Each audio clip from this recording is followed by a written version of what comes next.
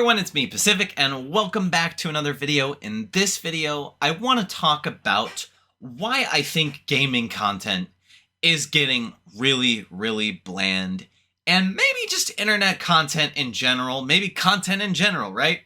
That includes podcasts, news articles, movies, TVs, video games, all of it.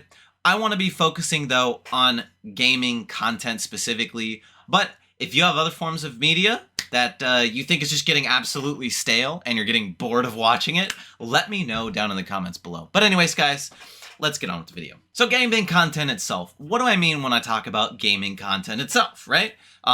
It's literally, for me, it's everything gaming, right? Montages, movies where people, film themselves in game doing funny skits, funny moments, TikToks, YouTube shorts, long Let's Plays, live streams. I already said live streams. I'm going to say live streams again. Anything that involves video games, tutorials, right?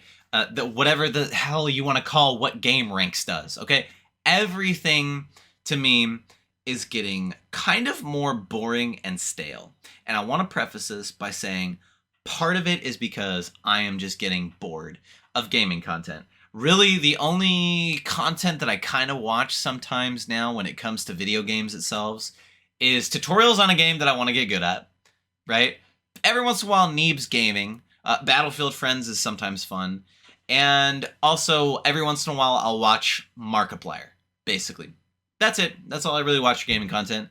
The rest of it is other topics. Alternate history. I love alternate history. I love history. Culture. I love culture. And, gotta follow the recession news, whatever, gotta follow that. And just sometimes news in general. And gaming content for me has just gotten so boring. And I think that there's a couple contributing factors to it. The first one that's really big that I want to say is without a doubt affecting gaming content is the meta of YouTube, where maybe you upload daily, right? We've all heard it before. How to grow on YouTube. You gotta upload daily. Stream 8 hours a day, make, 5,000 YouTube shorts, 5,000 TikTok, all that. You've all heard it before. And I think that the meta of that, especially nowadays with people emphasizing free time a lot more, what happens when you have more people on the internet, more free time, more competitive, right? There's a meta. People think there's a meta, right? And they just try to do the meta things. And I did this myself. Right? If you watch YouTube shorts, I use the same sound effects as everyone else. I use the same zooms, right? That thing where like someone's talking and they're like, ba ba ba ba ba ba, and then the camera cuts, zooms, right? Ba ba ba ba, and then they're like, but wait, there's more. We've all seen that kind of camera cut before. We've all seen it. It's in every single like gaming video now ever. Or the one where the face cam's in the corner and they're playing a game and they're like, oh my god, and it like the camera gets bigger from the corner, right? We've seen so much of that before. We see a bunch of it. People see that it works, right? It still is funny. If you are funny yourself, it will work very well. Now, with this meta, as a freelance video editor, most of my clients have been gaming.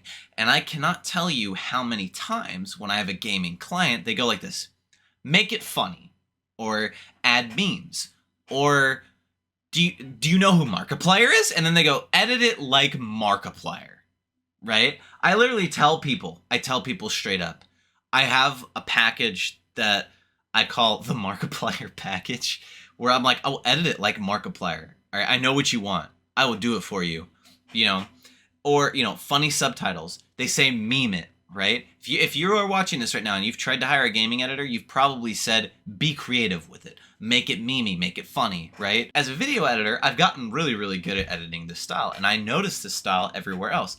And when people consistently ask me for this style, I'm like, wait a second. You guys are asking for this style. Other people that I'm probably not talking to are also asking for this style. And I'm noticing this style a lot on YouTube. And I'm noticing, more people use it. And all of a sudden I'm like, dude, everyone's just wanting to hire an editor. And instead of trying to, innovate, which is extremely hard to do, they're starting with, hey, I pay this guy $50 or whatever. And he makes my video look like quote unquote Markiplier, and it makes me $70 more. There you go. You have solved the internet, right? Because if you pay a guy $50, you make $70. off that video, you just made 20 bucks profit, right? Literally every video you make, you just hand it off to someone and it looks like Markiplier, it looks really professional, and you got 20 bucks out of it. That's not that bad of a deal. Now, I also want to say that YouTube will figure out what kind of viewer you are, and if you enjoy that kind of stuff, it will send more of it to you. So you have to be very careful about the content you watch. The algorithm's getting really good at just basically sniping you. They're like, oh, you like seeing this type of Warzone highlight? Here's 10 more. And there's so much to pick from that it's going to send you the ones that it knows that you like. And then all of a sudden you're watching basically the same content over and over and over and over and over and over and over and over and over and over. I don't think it's a lack of creativity though. That's where I think it's wrong, because lots of people like live streaming now, right? Screw making Let's Plays, let's live stream. They'll turn it into highlights, they'll edit, they'll tell people to make it funny. They have an editor, right? The editor's probably telling them how to be funnier. And I think for me, seeing the same editing style can be boring, right? Even though the individual always changes, right? Something that someone might not tell you about YouTube is YouTube can punish you in adverse ways if you talk about different things per video, right? So unless you're like a news channel. So basically take a news channel like Philip DeFranco and just don't apply this to him. But let's say you're a gaming channel, right? Let's say I make a video called Badass Call of Duty Highlights, right? First of all, YouTube's not going to promote that because it says badass in the title. But we're not going to worry about it. Let's say our Badass Call of Duty Highlights. And maybe 8 minutes of the video is, badass Call of Duty highlights, but maybe like 4 minutes of that video, so we're up to 12 minutes, is me talking about like a funny story, right? Or a funny thing that happened. Think FaZe Jev, where he inserts a story. YouTube doesn't like that, because what's going to happen is they're going to see your audience drop off because they're like, I want badass Call of Duty highlights, right? And your audience will most of the time drop off because you might be really good at making badass Call of Duty highlights. Gotta take a shot every time I say that. But you suck at storytelling. And then YouTube, instead of seeing the content for what it is, which is already really hard to do, they're like, oh, you're trash at making content. Your viewers drop off, 30 seconds into your video, you're not getting promoted. So you, instead of, making badass Call of Duty highlights, you have badass Call of Duty highlights, and you also have that other video where the streamer or whatever tells a story, right? But again, with that algorithm, you watch badass Call of Duty highlights, you're going to see them from everyone. You're not going to see the streamer's story that they told on stream, or this person showing you this on stream. You're not going to see that anymore. So what can we do about this, right? There's a problem, right? I think it's a problem. I don't like watching gaming content that's like portrayed the same way over and over and over again. And I would think, in my gut, that it hurts the industry as a whole when this happens, because the stuff that's doing well is all the same. So if people want to be successful, they can't be as creative, which is just going to make innovation happen slower. And that means that they're going to only hire video editors that can be good at a certain style, which means that they're not going to get good at other styles. Same for people with thumbnails, right? It trickles down into everything. We can see how this is a problem. The viewer gets bored, right? So then gaming content creators just aren't as cool. They're not as cool, right? So I think what we can do is, from a YouTube algorithm perspective, right? There's a lot of other topics that the algorithm works really well on. News, it's always giving you the latest news, right? Whether it's true or not, don't matter. It's giving you the latest news.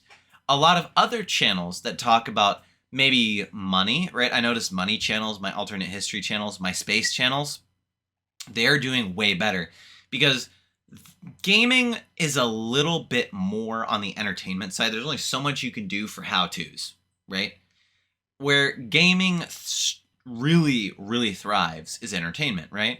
If I'm making videos about, let's just say, space technology, right? There's always going to be new space technologies, and people are going to expect always new space technologies. With gaming, more of it is, what's the next funniest thing, right? Funny, funny, funny. I need funny. And that can be a little harder. So I think what we can do is identify that as viewers, that we're getting fed the same content over and over and over and over again. And basically, literally, it's like you're getting in a trance, right? You're like, whoa, and then you break out of it, and the like people that you watch, just go and look at their past videos and try to get the algorithm to, instead of sending you badass Call of Duty highlights, you become a super fan of maybe a smaller creator, someone who's doing different, and it just starts to send you their videos all the time. Use a subscription feed for it. If you subscribe to someone, don't watch, literally, you want to train YouTube to do this, do not use the home screen of YouTube at all. If a video pops up on your home screen, don't do it. Now, you're not going to find new creators that way, obviously, but go to your sub feed and then pick out videos from there, and it will train the algorithm. It's like an animal. It'll train it. Oh, you don't want to see, all these different Call of Duty highlights. You want to see content from this particular content creator, and it will start to send you that stuff that way. And do I wish the algorithm worked like that? Yeah, but YouTube does what YouTube does. We're all just along for the ride. I also think as content creators, it's really scary, and we just have to experiment with stuff. We sometimes have to take risks, and I think you always have to do that. And whether or not someone takes a risk, I can't say, right? If someone has 100,000 subscribers, it's harder to ask them to take a risk, because they're maybe full-time YouTuber, maybe making, enough to justify not working a normal job. But if they mess up once or twice, especially if they make a video like once a month, they're not going to have money. And that's a harder ask than maybe someone with 10,000 subs who maybe just gets some side income off this, or side views, or just does it for fun, So that's all I really have to offer as a solution, is just basically be creative and think harder. And I don't think it's going to last forever. Nothing like this does. Someone's going to come along and change the game, right? It used to be a bunch of people just doing Let's Plays all day. That's literally what gaming content used to be. All these highlights, highly edited highlights, tutorials. Oh, hell no, dude. It was flip on the camera, no editing, no nothing, and talk while the Call of Duty game plays behind you, and turn your camera off. That's how it used to be. So we've come a long way from that, and I think, this is just a bump in the road for gaming content, and eventually we're going to figure out how to do stuff in an even better way. Just look at, Dream. He took speedrunning to a whole new level where people would chase him, right, during speedruns. I know about that. Or people would speedrun with other obstacles. All these different speedrunning is becoming really huge. Gaming, live streaming is becoming huge. And eventually, all these live streamers that, maybe they started 1 or 2 years ago and they're starting to become popular, maybe they do it for another 1 or 2 years, they're going to get bored, right? And that's going to force them to think outside the box and innovate. Anyways, I kind of went on a long rant there, kind of all over the place on this video, but I hope you guys understand it, and I hope that, you learned something from this video. If you have any questions, feel free to ask them in the comments below. TLDR is basically people see that Markiplier and PewDiePie's editing style work, and they just want to copy that instead of think of a different way to do it, which is, that's perfectly fine, because it at the end of the day, it's your choice, and if it works and you explode and you get a full-time income on it, hey, you can't be mad about that. You won. You did it. So anyways, I'm Pacific, and I will see you in the next one.